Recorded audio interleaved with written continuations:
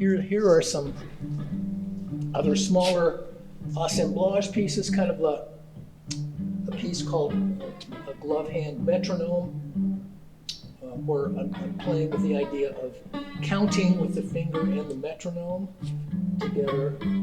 Here's an assemblage of made with a wine opener, a paper towel holder, and a shoe stretcher. Actually, this device was meant to put in the shoe and stretch it out. And then this kind of weird little piece here, kind of a trowel infatuation, where it just seemed like there was some kind of relationship between this trowel and this figure, kind of a quirky, very unlike anything else in the show.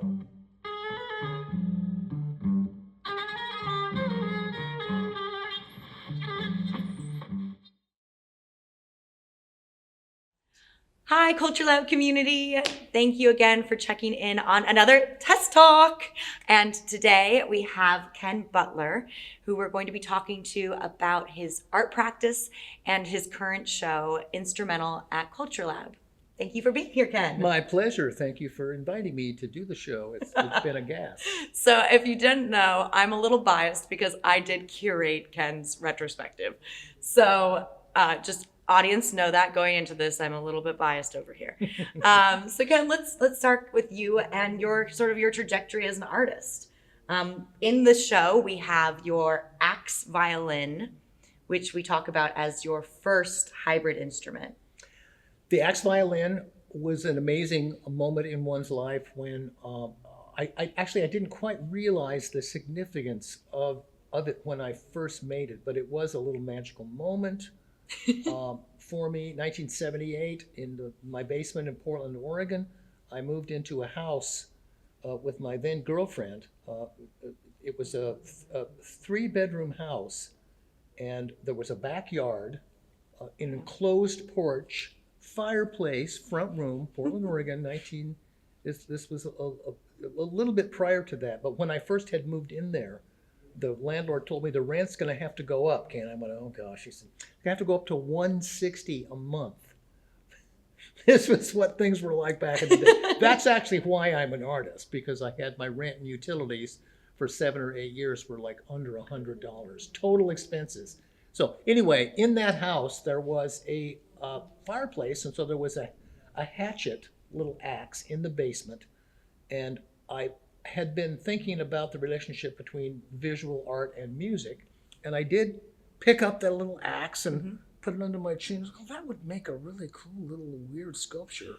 Hey man, bring your axe to the jam session.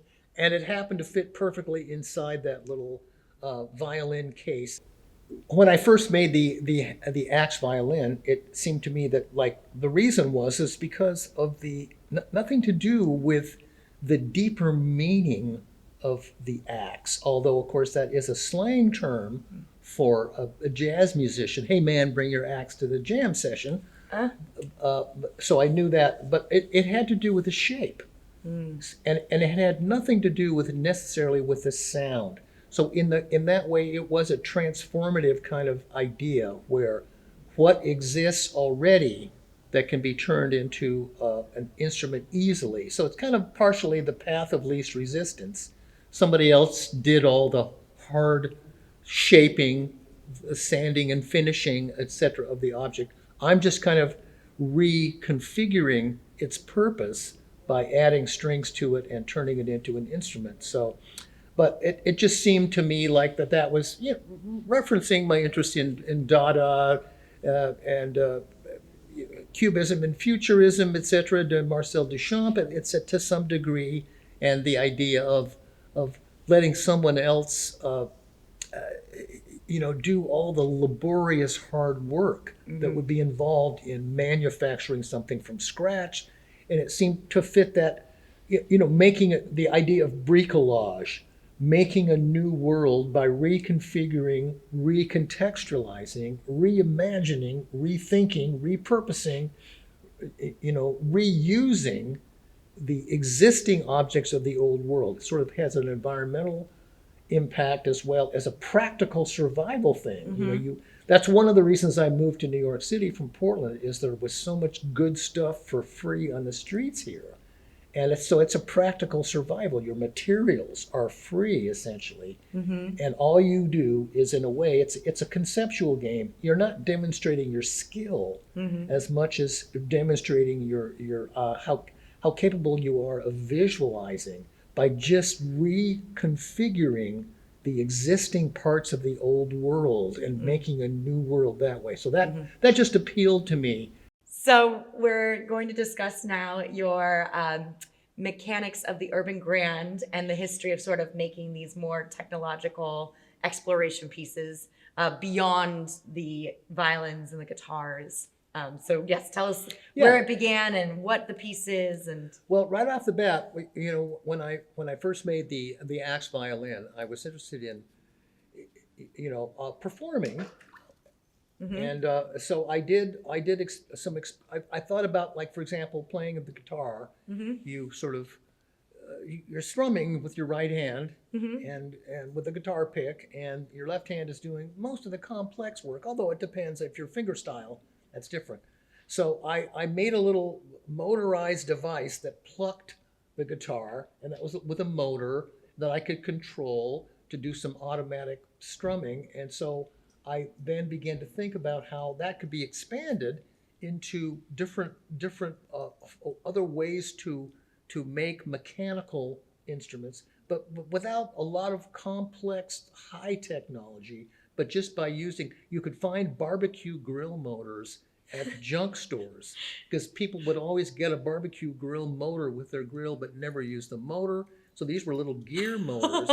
It was little gear motors that you could find inexpensively, and they would turn a shaft. Or so I began to experiment with messing around with those, and then I made an instrument in 1983, the keyboard, which had it's kind of complicated to explain, but it had basically had a surplus organ keyboard that had and I wired electrical outlets. So I had 55 keys, and I wired 55 electrical outlets behind each key. So whatever you plugged in, you could push the key and it would turn on a light. And I put a string underneath the keys with a contact microphone, and I had a bicycle wheel with guitar picks that strummed a string.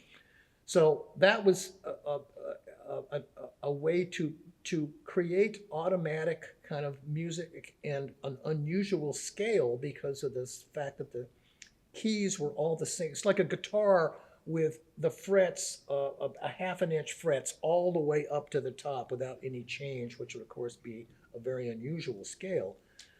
And then eventually that led to thinking about what else could I plug into those outlets? Well, what makes sound that you can plug in?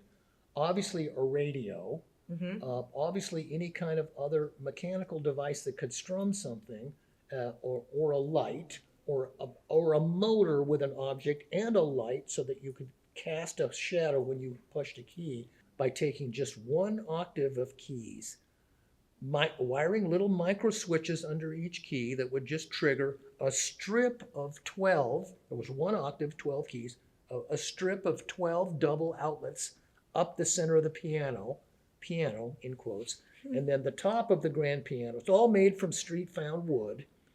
I never bought any new wood for it. And I had, the top was a piece of translucent plexiglass. So then I had different objects, motors, and 8 live radios and other sound producing devices, a cassette player with a cassette loop and other things, and lights and motors, so that when you press the keys, you get whatever was happening on the radio by accident, and other lights and motors, so that you could create this complex composition by mixing what was happening live and projecting images. So it became a kind of a way of allowing the viewer to create their own composition. This is wishful thinking here, but my depth of compassion for the imagination of how amazing human beings are on the earth, and a miracle that our brain sizes happen to be such that we're able to invent and create these amazing configurations all around us. So hopefully, in a more straightforward, simple, less high-minded sense, just people suddenly begin to look at the objects and things around them, and perhaps imagine other ways that they can be viewed, and the magic within the ordinary. It's right there in front of you if you choose to accept it. The mission impossible. Yeah. All right. Well, so there you have it. Ken Butler challenges you, our Culture Lab community, to explore what's around you and how maybe we can all fall a little bit more in love with our surroundings and our existence on this plane. It's magic if you think about it. It's truly a magical, accidental thing over the course of the last 400,000 years or so. Mm-hmm. So enjoy it. It's a miracle that we're all here, being able to communicate in a language and manifest the creation of this environment around us. So take advantage of it. Thank you, Ken. It's working. And thank you, Tess. I appreciate you making this happen. It's really meant a lot to me. So thank you so much. Of course. I'm personally very inspired by the work, and I'm sure all of you are as well. So thank you, Culture Lab community. Until next time, bye.